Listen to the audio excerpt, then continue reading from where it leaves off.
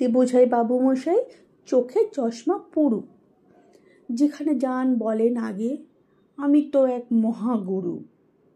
বাংলা ইংরেজি মিলিয়ে বলেন ম্যাথসে তার হাঁসফাঁস। আর পিথাগোরাস জানলে পরে জীবনে হবে তার স্পেশাল ক্লাস। হাঁটেন ধীরে, গম্ভীর ভঙ্গি, কিন্তু পেছনের লোক হাসে, কারণ রাস্তায় হোঁচট খেলেও বলেন এটা নিউটনস ল, আস্তে।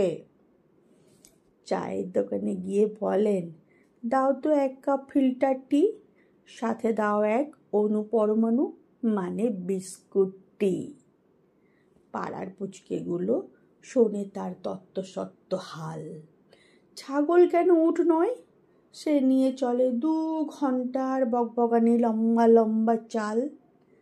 স্ত্রী বলেন আনো চাল, উনি বলেন লজিক দাও কেন আনবো।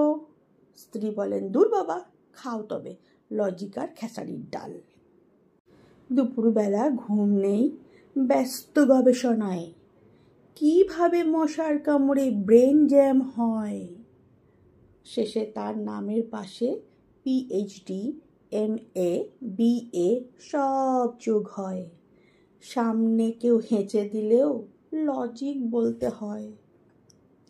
পাড়ার লোক সবাই চেনে, বলে আসছে রে ওই লজিক ঠাকুর।